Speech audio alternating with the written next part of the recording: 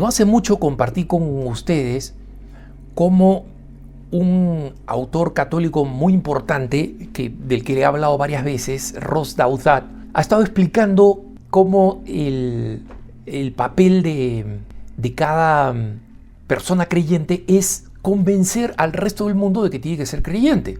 Y que él le parece eso que es la postura no solamente mejor, más beneficiosa, más práctica en términos de felicidad, sino también la más lógica. Es decir, para las personas que reclaman ser muy lógicas, muy inteligentes, esa es la razón. Y les comentaba cómo él escribió este libro que se llama Believe Why Everyone Should Be Religious, que es, o sea, creer por qué todos deberían ser religiosos, donde presenta todos los argumentos a favor de la existencia de Dios, y presenta incluso sus favoritos, y algunos son relativamente complejos, es decir, están basados en las leyes de la termodinámica, en astrofísica, es decir, no son solamente las tradicionales formas, digamos, filosóficas o lógicas, ¿no? Y el misterio de por qué una persona no cree, que he comentado varias veces, se puso en evidencia con la respuesta que él escribió en una revista liberal muy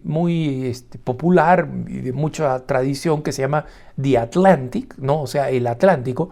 Es una revista que fue originalmente muy anglosajona y protestante, ¿no? Es una revista que tiene casi 200 años se publica en Nueva York. Ahora es la clásica revista agnóstica. Tiene escritores que son creyentes, ¿no? Para hacer, digamos, el contrapunto, pero fundamentalmente es una revista agnóstica.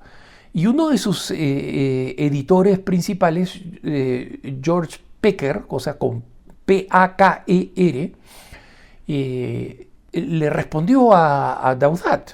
Y una vez más comparto con ustedes esto porque en muchas ocasiones yo he recibido preguntas de los que me siguen y de muchos amigos diciendo: Alejandro, ¿cuál es, digamos, la bala de plata, digamos así, que puede hacer que un no creyente se convierta, que un ateo se convierta? Frecuentemente esta pregunta va acompañada de la explicación: mira, yo te estoy hablando de una persona que es buenísima, que es recontra buena, pero no cree en Dios. O sea, es mejor que muchos católicos en la manera como se comporta, en su personalidad, etc., pero no cree en Dios. Entonces esta persona sufre la frustración de que esta persona lo único que le falta es ser creyente, ¿no? Y como digo, al final siempre se limita a un misterio. Hay quienes aceptan y hay quienes no aceptan. Ya demasiadas veces, creo, les he contado la historia de ese científico que llevó a su amigo Alexis Carrel, que sería premio Nobel de Medicina en Francia, que era no creyente, y le dijo: dicen que va a haber un milagro en Lourdes, están llevando a una persona muy enferma. Alexis Carrel no quería ir, al final lo acompaña, y el amigo que lo animó a ir vio el milagro como él. Alexis Carrel se convierte al catolicismo, el amigo no se convierte. Pero George Packer dice: cuando recibí una copia de su nuevo libro, Believe Why Everyone Should Be Religious, ¿no? Sentí inmediatamente, incluso antes de leerlo, el impulso de responder: no, ¿por qué tú deberías dejar que cada uno haga lo que se le da la gana? No, eso en inglés dice.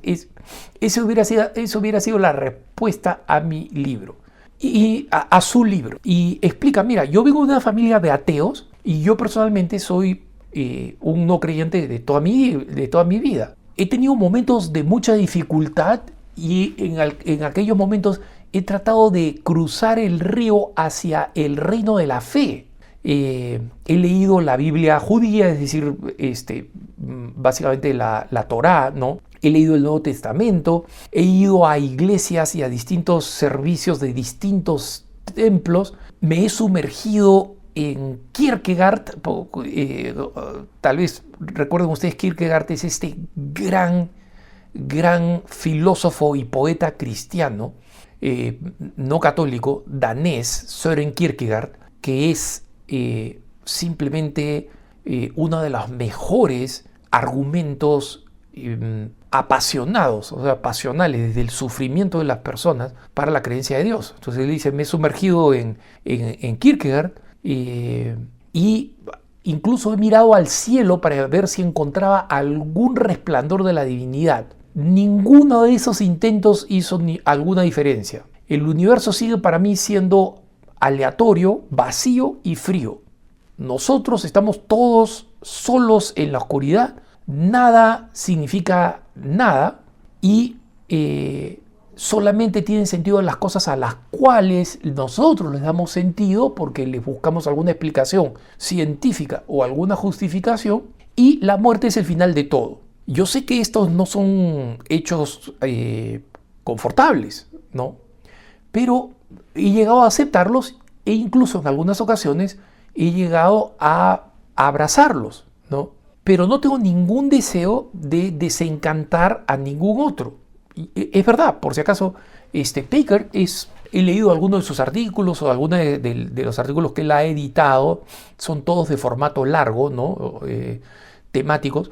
Y obviamente se ve que es un hombre que tiene valores completamente seculares, digamos, la religión nunca ha sido importante, nunca es una fuente de respuestas ni nada por el estilo, pero nunca supe que era un ateo. Entonces cuando él dice que efectivamente yo no tengo ningún deseo de desencantar a nadie, es verdad, él no es ninguno de los 4 jinetes estos que estaban constantemente dando argumentos de por qué la religión en general era una religión mala, fuera la que fuera, pero especialmente el cristianismo, ¿no?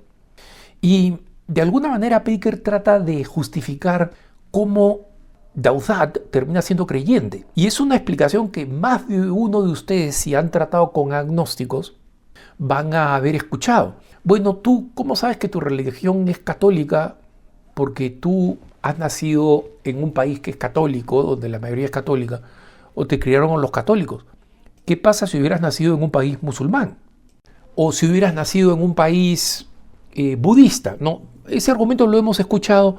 Ya he dedicado un punto de vista a explicar eso, fundamentalmente demostrando la universalidad del cristianismo, pero es un argumento que muchos de los agnósticos o de los ateos utilizan, y Baker trata de explicar por qué Dauzat es cristiano y es católico, ¿no? Entonces trata de decir, bueno, él es así porque todo depende de dónde viene. Y dice, Dauzat llegó a la religión a través de sus padres, que eran protestantes de Nueva Inglaterra, ¿no? Nueva Inglaterra es toda la zona noreste de los Estados Unidos, Massachusetts, Connecticut, Nueva York, Vermont, New Hampshire, Maine, ¿no? Toda esa zona, donde el protestantismo era muy puritano y además muy reservado, es decir, muy practicado cuando llegaron, pero nadie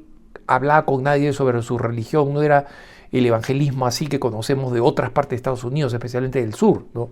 Y que dice, era de este protestantismo que tomó un giro durante la infancia de Ross de ser típico a convertirse en carismático. Y sus propio pensamiento sistemático y su interés en cómo funcionan los poderes mundanos llevaron primero a su mamá, que es verdad es una gran poeta, una gran poetisa, y luego a él a optar por el catolicismo conservador. Cuando el New York Times lo contrató a él como un columnista, él me pidió recomendaciones, porque Dauzat escribía para The Atlantic, y como Baker era un editor, esto revela Baker, me pidió consejo, que por si acaso, sabiendo qué es lo que yo pienso, demuestra la amplitud de mente de Ross.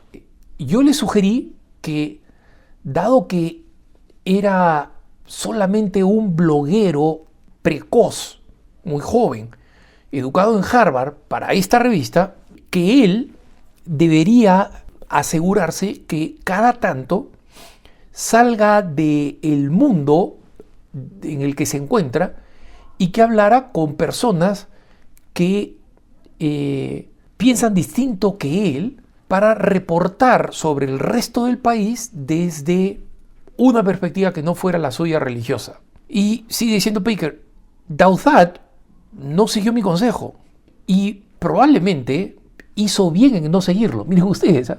Baker que dice, yo quise responderle no, ¿por qué tú deberías dejar a cada uno solo sin molestarlo? No, como respuesta a su libro, hizo bien en no seguir mi consejo.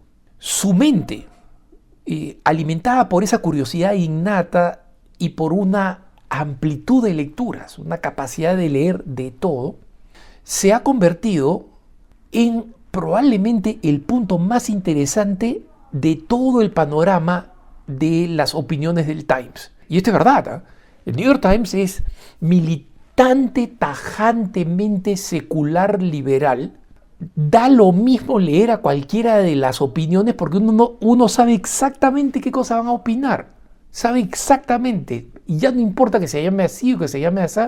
Hay un escritor judío que cada tanto hace observaciones interesantes, críticas de la cultura. Por ejemplo, una vez habló en contra de lo terrible que se estaba convirtiendo la industria de la pornografía, pese a ser un liberal secular, y en otras ocasiones en contra de los peligros de legalizar la eutanasia, cómo se volvió una máquina para matar. Pero esas son excepciones. Dauzat, en cambio, es consistentemente novedoso, excelente y distinto. Baker dice, mira, siempre lo leo con admiración y con incomodidad religiosamente. Ven la ironía, ¿no? O sea, de utilizar la palabra, lo hago religiosamente, para decir sistemáticamente. Entonces, una vez más, es el misterio de la aceptación de la fe.